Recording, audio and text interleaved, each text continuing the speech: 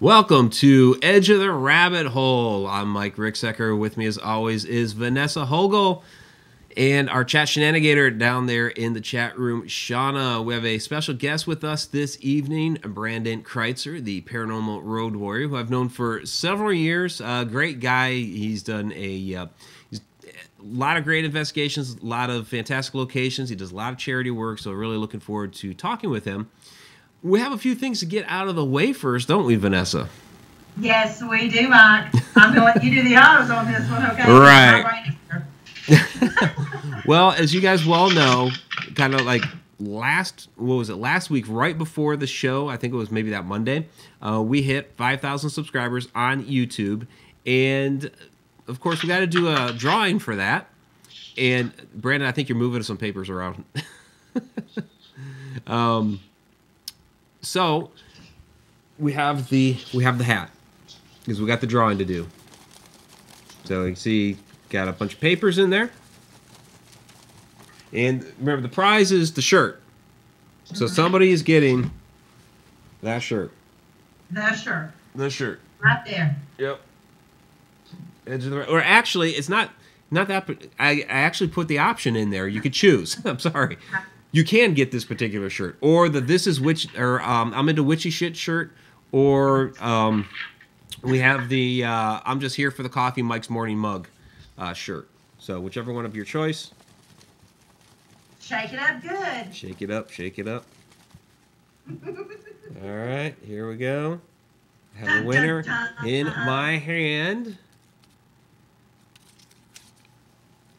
Cheryl Midkiff. Yay! All right. Awesome sauce. Very cool. All right, Cheryl. So we'll be in touch. Believe that was a Facebook entry, so people had the option of Facebook or email or what was it? Twitter, just any social media other than YouTube. Even though I can hold the drawing here on YouTube. So, and if you still, yeah, and if you still really want a shirt, you can go to Spreadshirt. It's shop.spreadshirt.com/hauntedroadmedia. You can also just go to the Haunted Road Media website, hauntedroadmedia.com. Go to the shop in there, and the links are all in there. So, cool. Well, congratulations, Cheryl. So, Yay. All right. And our chat shenanigator is in. Guys, send some positive energy toward Shauna. She's not feeling all that well tonight. So, all right. Well, without further ado, let's bring on Brandon Kreitzer. Brandon, how you doing tonight? I'm doing great, thank you. Great, great. So for the people, our viewers who don't know a whole lot about you, introduce yourself. Tell them a little bit about yourself. Oh crap! Usually you I know there's a lot. God, it's a long list. Yeah, but I like putting people on the spot like that. It's like, let's hear it from your mouth. Well, let's see. I'm Brandon Kreitzer. I'm called the Paranormal Road Warrior. I am founder of Pasta, Illinois, Pasta, Tennessee, Pasta, Kentucky. I'm the founder and president of the Past Family Network, 99 teams across the country. Oh, geez. I'm the owner of BKT's t-shirt company. I'm also the owner of Phoenix Rising Productions, a company that puts on paranormal events across the country. Oh, God, I can keep going on and on. I'm a paranormal investigator, obviously. All right. Stop right there. All right. You're good. You're good. That was the Reader's Digest condensed version, y'all. Okay? It's all good. Yeah. So, Brandon, we met. You invited me out. What was it? Maybe 6 years ago now, something like that. Out there. I believe you attended the PTVN Paracon. Yeah. Which was a Phoenix Rising event. Back in 2012. In Ohio. Oh crap! What was the name of that place? It was the Emmett House. Yeah. Yes. In Waverly. Yes, and that actually ended up being, I believe, the third largest event of the year. Although it was an absolute failure. But anyways. You know what? It was. Even though there wasn't a lot of like walk-through traffic and I guess guests, everybody that was there still had a great time. So I don't actually. Guess wise, we had what 30 30 special guests. Well, I mean, it was an enormous lineup. Well, no. I mean, guests as far as people being patrons to the event. As far as like special guests, there were a ton of people there like that. Yeah, but where I screwed up was the people that I partnered with. I'll be honest. I mean, Phoenix had only been around since 2011. That was 2012. I didn't do my homework. Waverly, Ohio. That's right. That's where it was. Yep. Waverly, Ohio is very Bible Belt. Yeah. And basically the town came out against us, and the pastors, the priests, the rabbis, I don't know, the witch doctors, they all encouraged their congregations not to attend. Right. And we even had people out there picketing it. I mean, it was a disaster. We did have some pretty wild stuff. Some bones were found during the investigation. Yeah, that was pretty wild. And that actually made news. And I remember practically pissing my pants because I thought they were going to shut the event down because it now was becoming a crime scene. Right. And the first day was already a failure, and I'm like, oh my God, they're going to shut this thing down. But yeah, it was a nightmare. It is the only Expo convention, whatever you want to call it, that I've ever put on. I will never attempt to do it again because I'm not afraid to admit it. I lost over 20 grand on the deal. Oh, wow. And so, yeah, I mean, the special guests cost money, hotels, the dinner, whatnot, the tables, the tablecloths. I mean, the list just went on and on. And, the ultimate goal was to actually move that event to a different location each year. And we had picked Orlando for the next year, which would have been a huge hit. Yeah, that would have been a better venue. Yeah. Oh, well, absolutely. With the tourists, plus you have 80,000 college students that would have been able to attend. Yeah.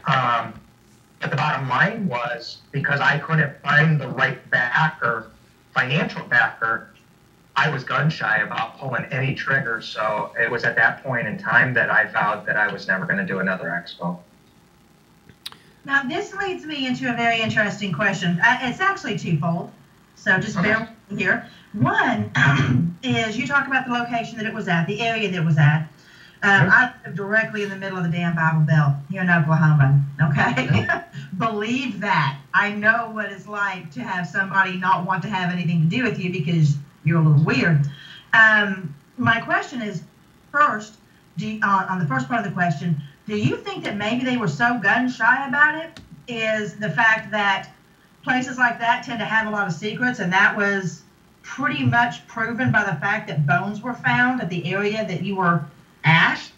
So, I mean, you might worry about psychics and investigators coming in and what they might find. Secrets scare the shit out of people. The funny thing was that the bones, I think it was a few weeks later, were then determined to be an animal.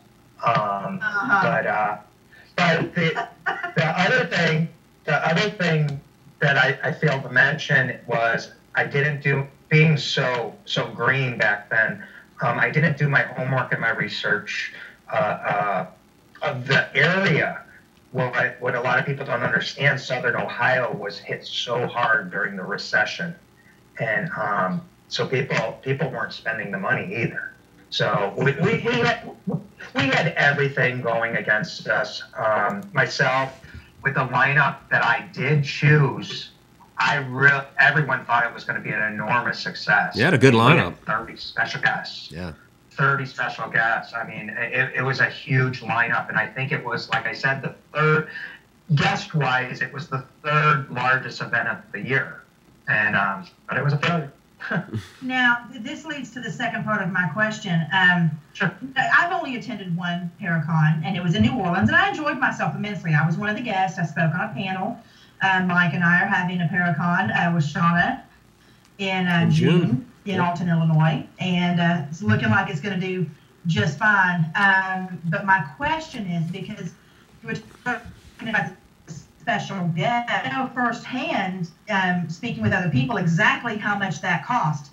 And I find that fascinating that people charge so much to come and do something like that when that should be what they enjoy doing. It's the cost and the added expense seems to be, exorbitant. Would you ever do something like that again if that wasn't the case? Because it is possible to put on a Paracon, and a successful one at that, without having to pay people a crazy amount just to attend. I don't think so. You have to understand also back then, I was on the Expo convention circuit. I was traveling all over the country. I don't do that circuit anymore. I'm more events. I only go to a couple of expos or conventions a year. So it's really not my forte anymore. My focus is more on providing the event. I mean, what it boils down to, and I've discussed this on the last several interviews that I've had, is, 2 years ago, I did my largest tour. It was 33 stops, 32,000 miles. And I'm just so sick of people coming up to my booth and telling me their stories. And I love telling this story. Okay, one of the events that I do is the all-night haunted flea market. Okay, this is the 8th largest flea market in the country. 15,000 people come through this thing. Okay, here's the kicker. It's in my hometown.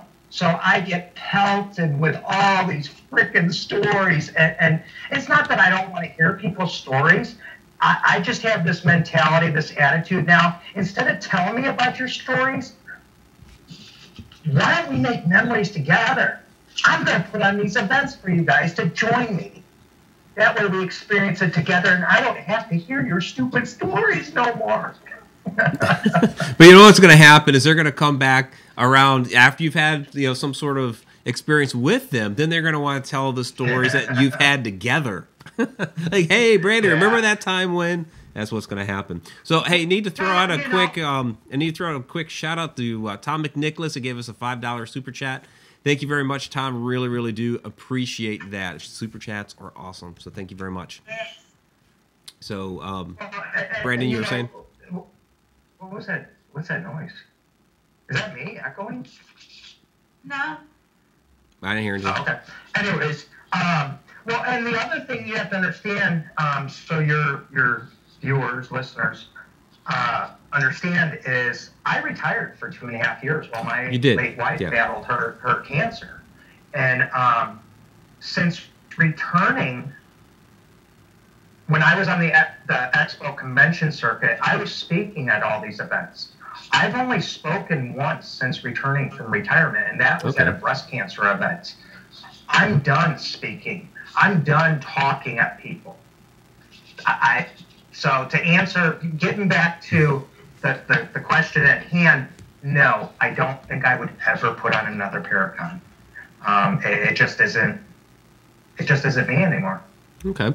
Well, you put on a lot of events. You do a lot of investigations, public investigations.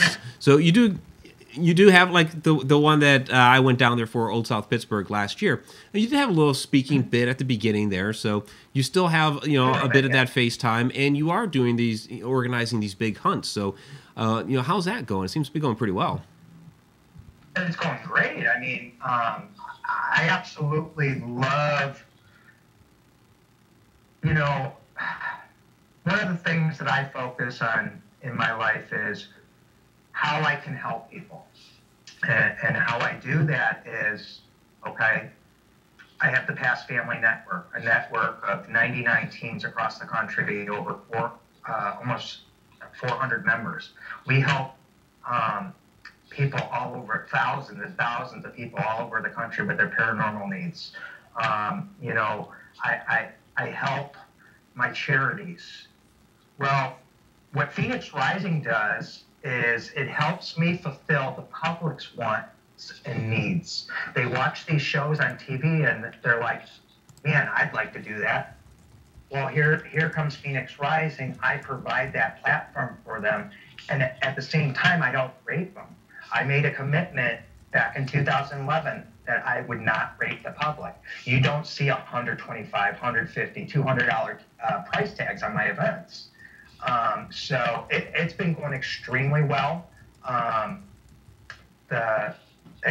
Gosh, I don't even know how many events I've put on over the years. It's got to be up in 30s. But it's going great. It's going strong.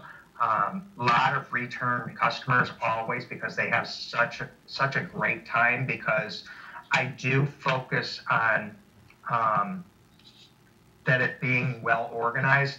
Not to mention, I set all my events with a limited ticket amount, because a lot of these companies do not put limits on their events. So now you're investigating with 150 people. That's absolutely ridiculous. And that is not fair to the customer.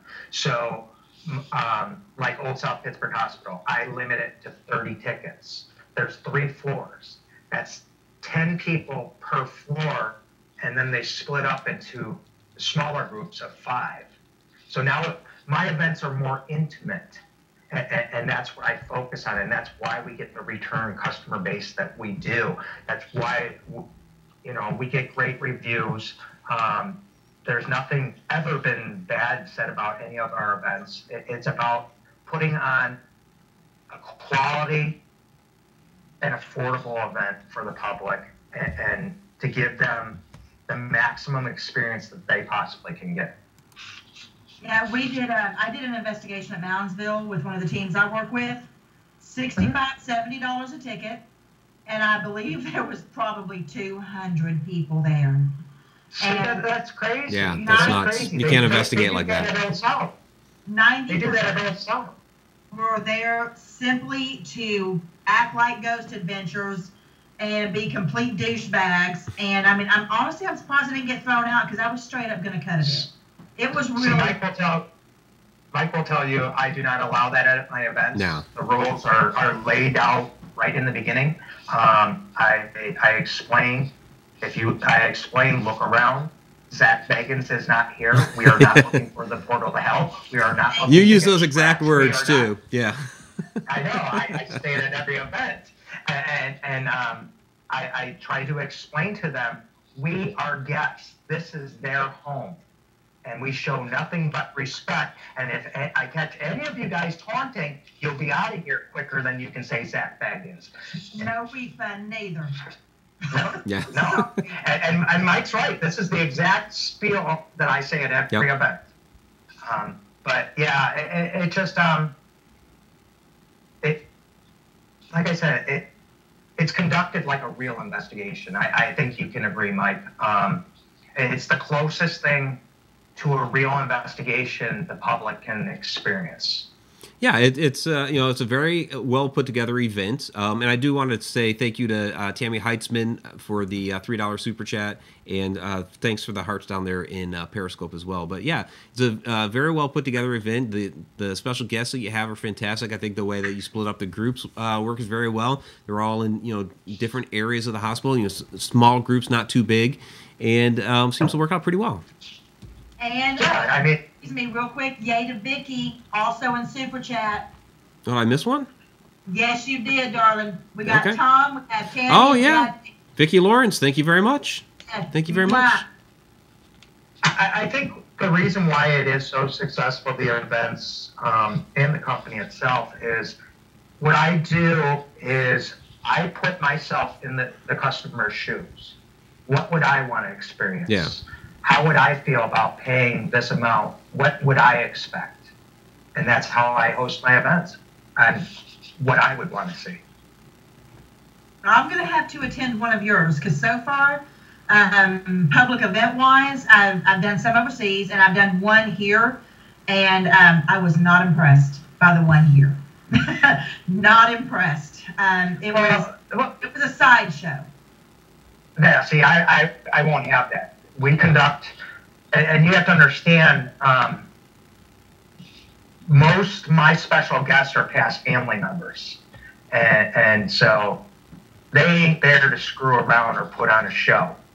we're there to really investigate. We're really there to show and allow the ticket holder to really actually be a participant in a real investigation, real paranormal equipment, nothing staged, nothing fake, no showman,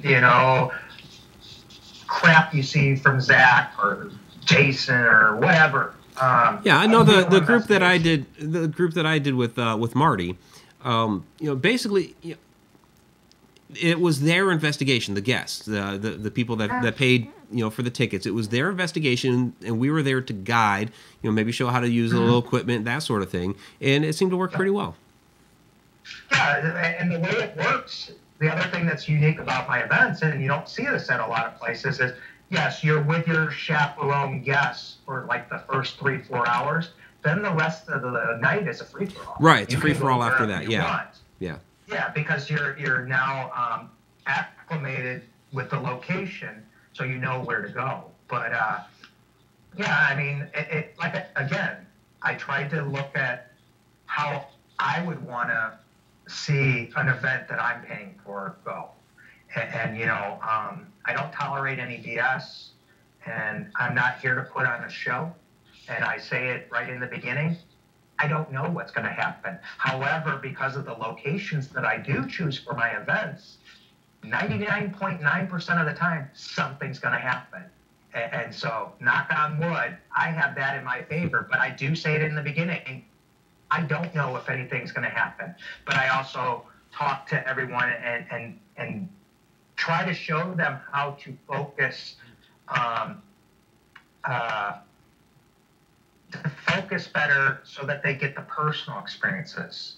I guide them on that, things that I learned as a paranormal investigator, how to take the blinders off, because most paranormal investigators walk around with blinders on, and they're so focused on looking at a piece of equipment where they should be thinking about the location, the history, what might have happened. Now the blinders come off.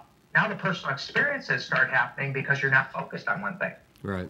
And so I try to teach them that before the event, or not teach, explain. Right. Kind of guiding a little bit. Right. Yeah. I mean, but like I said, I can't think of one event where nothing's never happened. Something always happens. Yeah, I know there was a lot of activity there when I was there, so I was impressed. Pittsburgh Hospital is my second favorite location in the country. I mean, the place still shocks me to this day, and we just counted. I was there in January. We were looking at the wall, and we counted. And this isn't including when I was a staff member there. We counted how many times I actually documented investigating there, and it was, I think it was my 40th time that night. Oh, wow. And, so, it's just an amazing place, and, it still shocks me at times.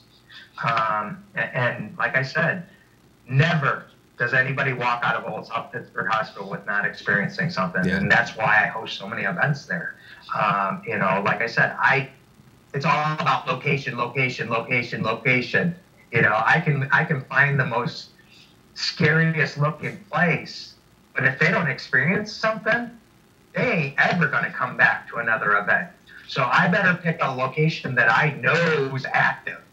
Yeah. Yeah, and that one is definitely very active. So you said that's your second favorite. What's your favorite? Bachelor's Grove Cemetery, the most haunted cemetery in the country. There you go. Yeah, that's very cool. Come on, I'm originally from Chicago. That was my stomping grounds. That was my Disneyland. I remember being out there in minus 10 degrees and investigating there. I was there every weekend. I saw so much incredible stuff at Bachelor's Grove. I mean, Bachelor's Grove put me on the map. Come on. I have the picture of the little boy, my first investigation ever, and I captured that Holy Grail shot. That little boy's in 4 different books. That's what hooked me. I've had my cell phone turn on and off by itself. I mean, I've seen so much at Bachelor's Grove. I can never get enough of the place, and that's why I do host a charity event there every year. The cost is only a brand new teddy bear, because so your listeners understand, my biggest charity is Cuddles for Cancer. What this is we collect brand new teddy bears with tags on them. They have to have tags because these bears are distributed to hospitals where children are battling cancer. You know, what a lot of people don't understand is this teddy bear becomes this child's brand, their new best friend. Let's face it, their friend, their family can't be there with them 24/7. Imagine a 5, 6, 7-year-old child sitting in a hospital, scared to death. You know, these machines making all these sounds. They're scared. Well, now they have this bear, and you know, it's just I'm trying not to tear up right now. Good thing I'm not on camera. You know, it just it's a very important cause, and like I said, I do host Hunt for the Bears Chicago every year, and the cost is one teddy bear, and I take them into my favorite location in the whole entire country, and we experience stuff. It's great. When is this event? That one. Okay, all events are subject to change, but I believe it's going to be. Let me look. It's scheduled, as long as nothing else comes up. Hunt for the Bears is supposed to be May 20th. Okay. Knock on wood that we will do it on May 20th because we always do it in May. We're doing it a little different this year because the night before we will be in Crown Point, Indiana, hosting the Dillinger Jail lockdown. Oh, wow. That is the famous jail where John Dillinger escaped. Yeah.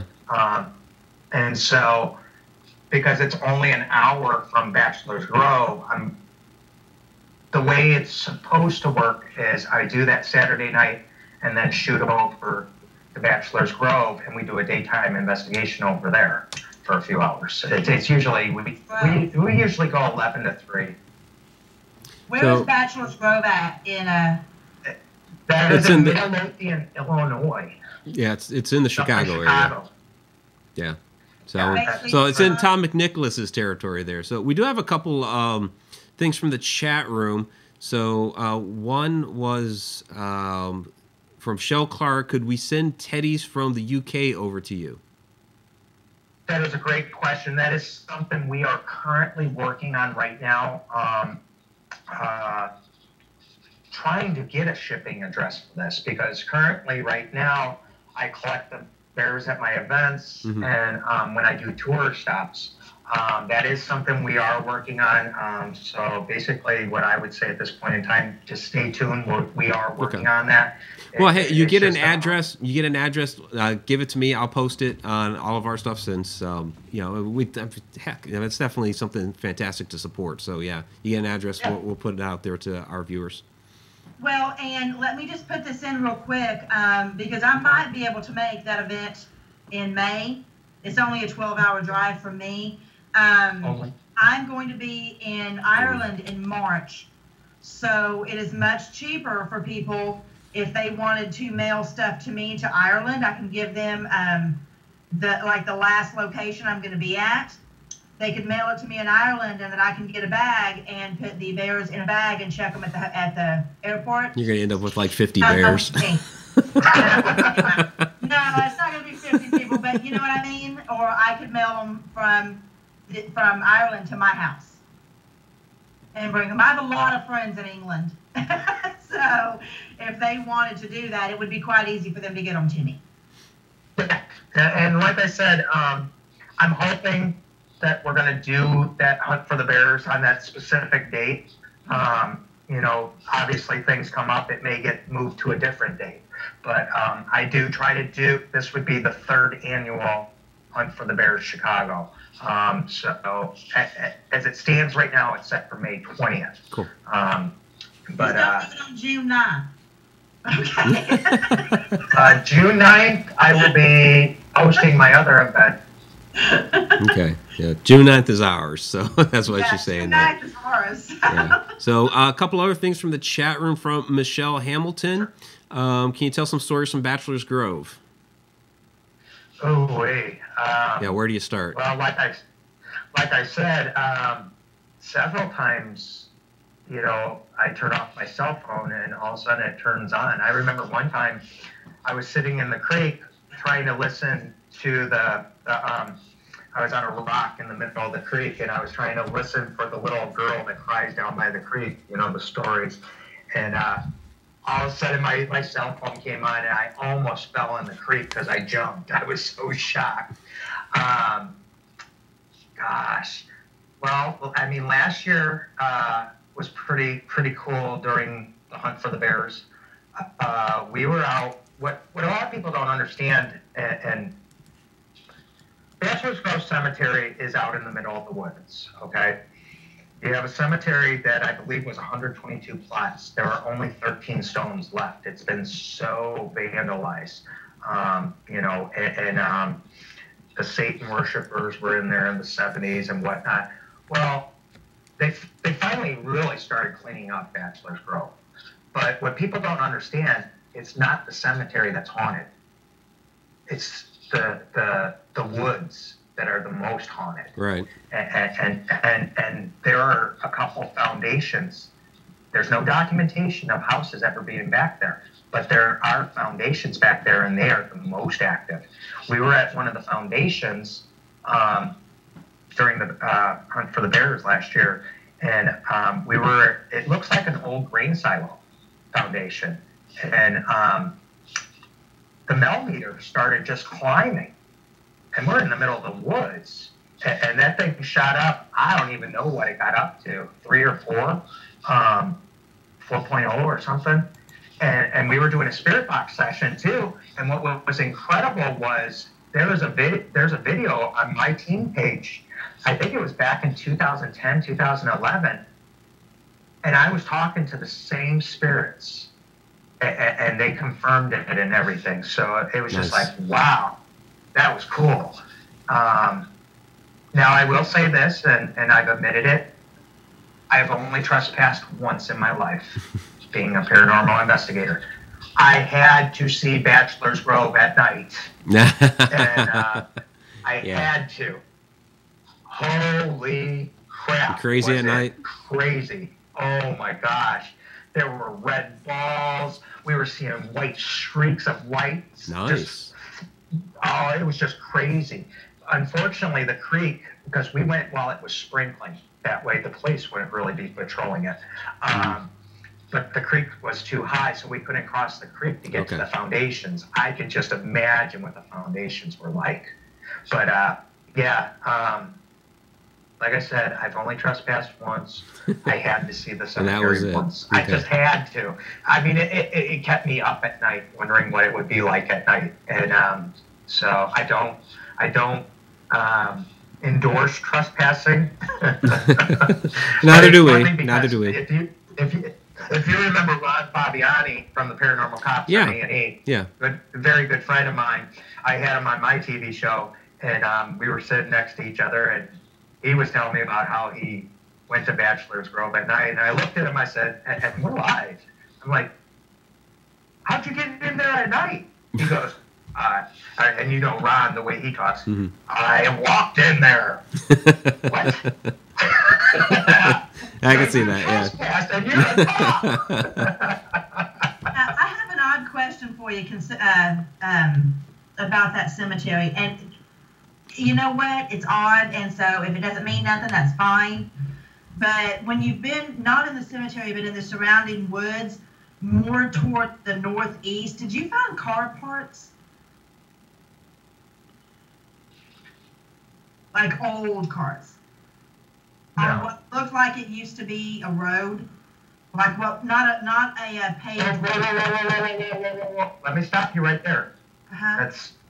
You're wrong on the car part, but you're not wrong on the road part. The old Midlothian highway goes through those woods.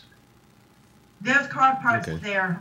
There's also bottles with those car parts. There was a car hit. Well, that doesn't surprise me because what you also have to understand, the pond next to the cemetery is it is believed that because it was far enough from Chicago, Al Capone's gang used to dump bodies in that pond. Yeah. This car is from 1927. Yeah. I'm sitting here trying to think of my bearings where northeast is. Northeast in those woods. East, northeast.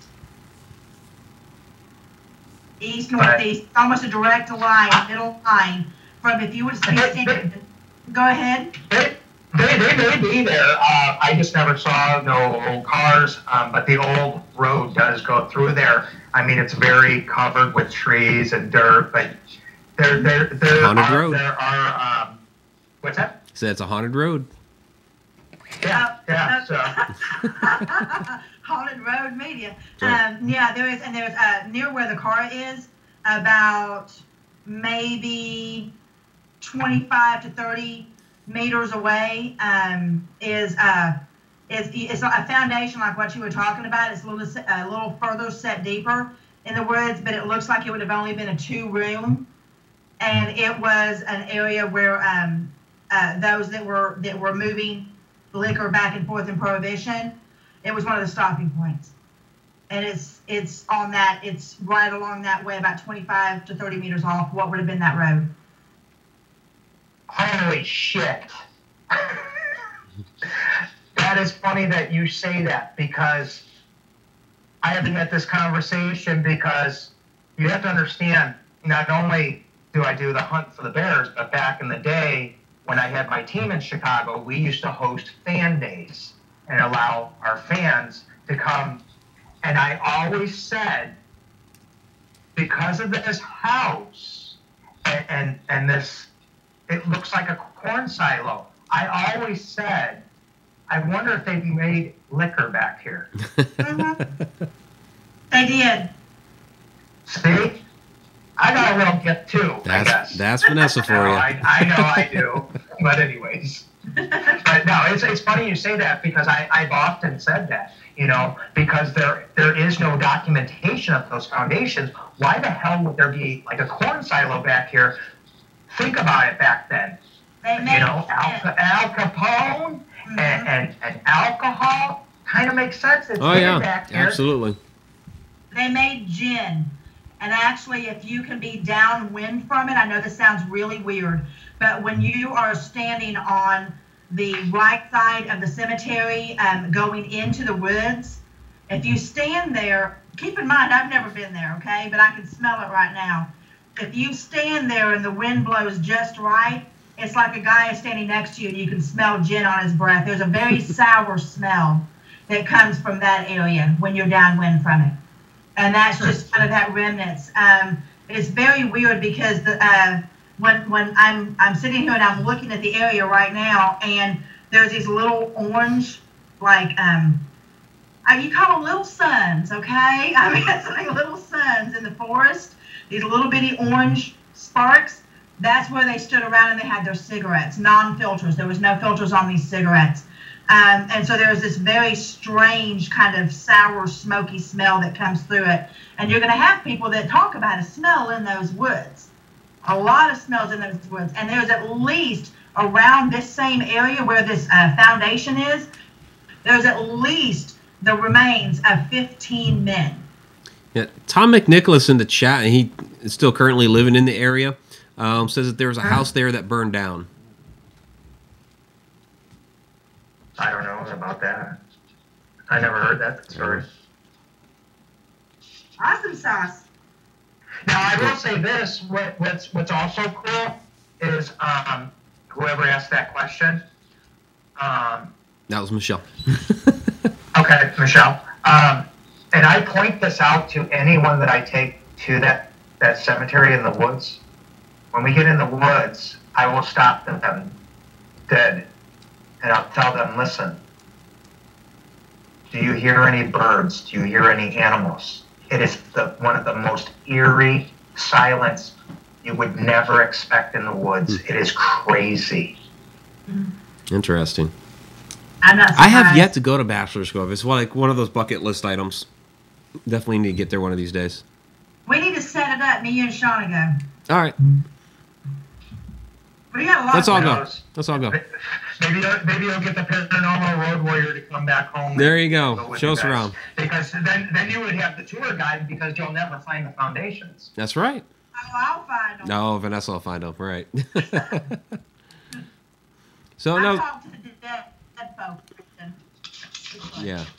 Now, Brandon, something that I took note of that you said a while ago was that you had, going back, discovered that you were talking to some of the same spirits. So on some of your investigations, do you start to almost build a relationship with some of these spirits because you're going back to these locations a number of times, you're starting to get familiar with some of them, so some of them you're actually building relationships with, maybe? I build relationships at Old South. Okay. Because I've been there probably,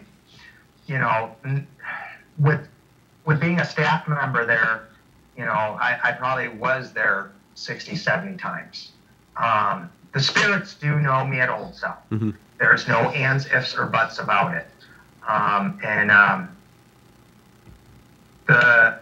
Not this last time, but the last 2 times before that, I had been gone for a while. And when I came back, I got the piss scared out of me 2 times. Really? And unfortunately, one of them was during the filming of oh crap, I always get the name of the show wrong.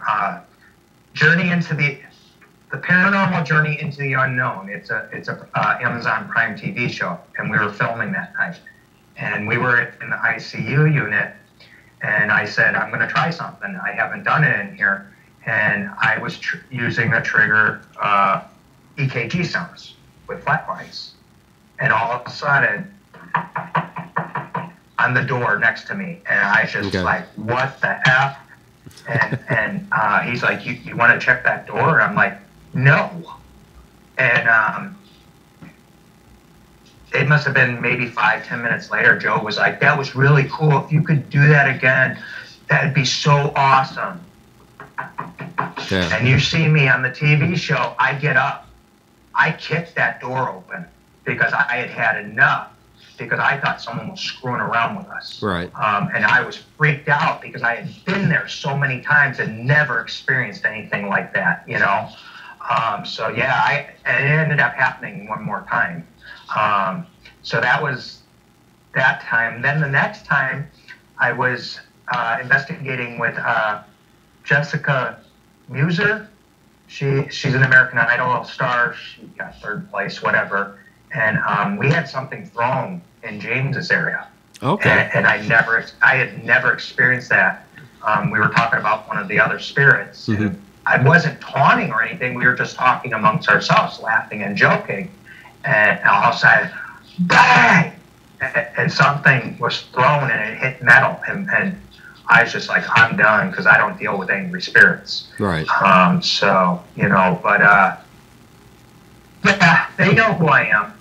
Dr. Hatherin, who is there, many mediums have come in there and said, he does not like you. Oh, really? I know why he doesn't. I know why he doesn't like you. Why is that? Because I tell everybody his story, who he was, what he did, and the things that he got away with that I know that he did. The fact that he got away with murdering his own wife. Right. He does not like me talking to people and telling these stories about him. And so it's funny when mediums come up to me, or sensitives, psychics, and they're like, he doesn't like you. Yeah, tell me something I don't know. And I know why. Does he give you trouble there? No, he doesn't give me trouble. I think because I'm protected enough, and I'm a strong believer in protection. Okay. Because I've dealt with attachments in the past. No. But he could be behind some of the stuff that freaks me out a little bit. Hey, I ain't afraid to admit to the listeners, hey, I'm human. I'll scream like a little girl when I'm scared. It's rare, but it does happen. It really does. And anyone who's macho enough to say, oh, I never get scared, is full of it. There are just times you just don't know. What's that? I said, I guess I'm full of it. Yeah, I'm sitting here calling you out on your own. All right. You were full of it. All right. I haven't, though. I mean, I cannot think of one investigation where I've gotten scared. You probably haven't been in the right circumstances. Maybe. I don't know. I mean, I know I can think of when I ran into an elemental down in Alabama. That scared the crap out of me. It haunts me to this day. I have seen stuff. You also have to understand, I don't know how many investigations you've done, Mike. This year, in 2018, and remember, I retired for 2.5 years. I'll be doing my 400th investigation. I've seen so much stuff throughout this career. There is stuff I wish I never saw in my life. Right. So that's why I'm saying is you probably just have not experienced it yet. But trust me, the time will come. And there's a reason why it's going to happen to you, because it's going to let you know what's really out there so that you'll remember that on every single investigation. And that's what I've taken from those experiences, that I was supposed to witness that. Yeah. So I that mean, it would make my scariest a better... My scariest moment was basically my first, when I was a kid and I saw a shadow person. And I was a kid, of course I was going to be scared out of my mind, and it actually approached me and touched me and interacted with me and did all kinds of crazy stuff. But since then, what's that? Sorry, nothing. He's being a perv. He's being a perv. No, it crossed my arms across my body like that. It was really weird. So, but I mean, there's times when I'm walking on an investigation and a shadow person darts out in front of me. Yeah, I jump because I'm not ready for it. And yeah, I squeal. It's great. So, and Shauna brings it up because I've heard this story before. So you have investigated the cafe in Campsville before. This is where Shauna met you. And she said that Rita has a recording of you screaming in the cafe. So you got to tell me about this cafe, because I have not investigated this yet, because right now it's closed and I am dying to investigate this place. So tell me your story. Okay, I'll tell you what happened that night. All right. Yeah, God, I used to talk about this all the time on interviews. I haven't talked about it in years. Okay, so we go down to Campsville, and this is a town of 300 people. Yeah, it's small. We used to broadcast. We used to broadcast all our investigations live. We couldn't get a signal to save our lives. You still can't. You still can't at all. No. So anyways, we get there. I hardly know about the place. Come to find out, it's a former funeral home. And I'm like, holy crap. And so we get there, and we do the investigation. Now, mind you, this is Illinois. I think it was like March. It must have been like 20-some degrees, okay? And there was no power. So we would have to go down to this bar down the street, up into the apartment to warm up throughout the night. So anyways, we're investigating, and there's an upstairs apartment. And the only way you can get to this apartment is climbing this ladder. So we go up there, and we're up there, and all of a sudden I feel like I got touched. And I was just like, if you did what I think you did, could you do that again? Come to find out later, they checked the audio, and there's a voice that says, "Did you like it?" Okay, so I didn't even know that happened. Okay. All right. So later in the night, it's now, I think it's 3:00 in the morning. We go down to this bar, and or the bar apartment, and my team's warming up, and myself and Rita and I forget Jeannie. Yeah. Jeannie, Rita, and myself, we're in the car and we're talking. I call my team up because I'm like, I want to go back. And I call my team, and nobody answers. So I go upstairs. They're all asleep. All right. Okay, cool. So we go back.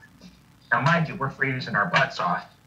All of a sudden, we hear what sounds like a little girl crying. And I'm like, is that a cat? But what would a cat be doing out in 20-some degree weather? Right. And so that went on for I don't even know how long. Well, it's probably getting close to 5:45 in the morning. All of a sudden we hear, I'm like, what the hell is that? It sounds like a sofa is being dragged up in the apartment upstairs. Wow. and remember, the ladder's next to us. Nobody's up there. I'm just like, holy crap. And Rita goes, they're moving the furniture again. All of a sudden, one of the darkest shadow figures I've ever seen in my life was walking across the room. I'm like, I mean, I'm speechless. And Rita's like, did you see that? I'm like, yeah. and I'm like, holy crap. So now it's getting close to, I don't know, probably 6:30, 6:45 in the morning. And I'm looking in this room real intently, and the girls are in another room. All of a sudden, I hear these footsteps running at me. And I start screaming because I'm thinking, John Candy, raccoon's going to jump in my face or something. Right, yeah. The footsteps go over my head. It was coming from upstairs in the apartment like a child running. Wow. Oh, yeah, dude. That place was intense. Intense. Yeah, I'd love to get in there. Right now, Jeannie has it closed up. The floor is out on the first floor. It's like totally caved in, so you can't get in there now. But I've heard so many stories from Shauna, and she had told me that you had been there and ran out the one time. So I've been wanting to hear this story from you. So that's awesome. I stood there because the girls came running to me and they were like, was that you running? I'm like, hell no! I was frozen. That's wild. That's wild. I haven't quite that, but I've been scared. Yeah, I mean, think about it. Think about hearing footsteps coming at you. Uh-huh. I mean, it was crazy. That place was nuts. Yeah. I would love to go back there. Yeah, that's what I've heard. The place is like off the charts. I think that was bad. Hey, Vanessa, that's the place where the ectogasm happened. Motherfucker. There it goes. I'm not doing it. Not doing it. Okay, you're not gonna get me this time. Ha ha. Actually, Brandon, I have to be very honest. I have screamed like a little bitch one time. I didn't say a bitch. I said like a little girl. I was like a little bitch. Okay? There's a little bit of a difference. Yeah, I was. I have to admit this. Sky took Oklahoma, middle of the night, which is great, perfectly fine. Everybody's happy. We're chatting. Life is good. A group of Indians are coming at us. Now, you can't see them, but you can hear them. Not just on EVP, but you can hear them. Yeah. And they sound off. The leader sounds off, and then they continue to sound off after him. And they are getting closer and closer and closer to us. And you hear me on the recorder saying, "That's it, everybody in the van." Like, screw this. I'm done. And that was my son's first investigation. He was 12. All I gotta say is, Bad Mike, it's gonna come. It's gonna come. Okay. When you least expect it. It will. And it's nothing to be ashamed of. Like I said, I'm sitting here talking to thousands or thousands and thousands of people are listening on these radio interviews and TV interviews. I'm not afraid to admit that I get scared. It happens. But it will happen. And I'm not trying to act like I'm not trying to act like tough guy. Like, oh yeah, I've never been scared. But I'll get the question when I get interviewed, and I haven't counted how many investigations I've been on. But my first one was when I was 16 years old, 25 years ago. Actually, that's more than 25 years ago, isn't it? But I just. It's just people ask me. So what was the scariest investigation? I was like, I don't know. When have you jumped? When have you been? I don't know. Yeah. So it's just. But it's not being a tough guy or anything. It's just what hasn't happened. Your defined moment hasn't come yet. Okay. And it will come, and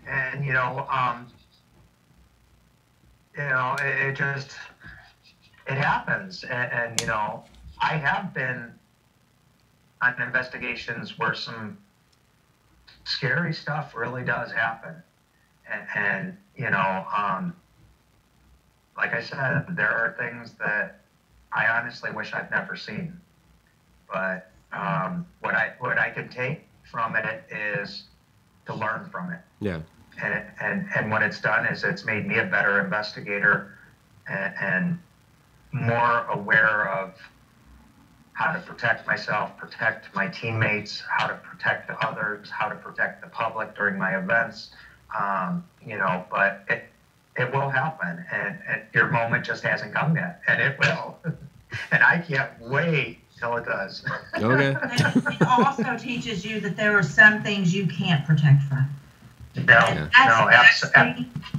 actually scarier than the actual event. That's like exactly. I mean, when I do tell the story about the elemental in Alabama, the next day I actually had my first radio interview coming back from retirement, and here I run into an elemental on my second investigation back from a 2.5-year retirement. And the question in the chat room came up and said, well, how did you feel at that time? And I honestly admitted it. I wanted to cry. Yeah. I was scared because I just threw a rock at this thing and it blinked at me. If this thing comes in, there is nothing I can do. Oh, trust me. And so, there are, I guess what I'm trying to say is there's different kinds of scared. They're startled and then they're scared. So there's maybe I shouldn't have said that I scream like a girl when I get scared, when I get startled. Okay. Well, there's also things that scare you on a soul level. Yeah, that's the absolutely. Is when it scares you in your soul. When you look at something and you know that you're looking at something that could completely annihilate you. Exactly. And you wonder in that brief moment why it's not. That's scary for me. And I've been there. And that is something that I'm still battling with today. Still battling with it 2 years later, wondering why did this thing look at me the way it did? What was so different about me? And that right there is what frightens me. And it took almost a month to recover. The same with the other members. It was too much. Some of the EVPs we get too as well are disturbing. You know? So I guess I should have said I scream like a little girl when I get startled. You're fine. You're fine. But no, I know. But no, I mean, like I said, I don't wish it upon you. It's going to happen. Maybe it'll happen in the cafe. Shadow was saying in the chat, you need to help us talk Jeannie into getting us back into the cafe. Oh, God, I would love to go. Let me know when you guys are going. I may consider going all the way up there. Yeah, so, you just never know what's going to happen. And like I said, I've seen so many different things. God, all the places I've been, oh my gosh, I've seen so many different things. Some were amazing and truly awesome. Some were petrifying, and some were forever haunting. Some I don't even want to think about. Yeah. All right. Well, on that note, we're winding down to the end of our hour. So, Brandon, you want to go ahead, and I know you have an event that's coming up that you just did a commercial for. Want to give people your website and all that stuff, and then we'll get to shout-outs. We just announced OSPH Code Red Part 6. That is April 21st at Old South Pittsburgh Hospital. So your listeners understand, Old South Pittsburgh Hospital is the #1 haunted location in the state of Tennessee. It is also believed to be in the top 3 most haunted hospitals in the country. Yeah, it is very haunted, yes. The tickets are $69 per person. The website, God, it's long now. We just changed it. It's www. You write this all as one word. Phoenix Past BKTS.com. And the reason why is because on the website, not only do you have Phoenix Rising, you have all of the past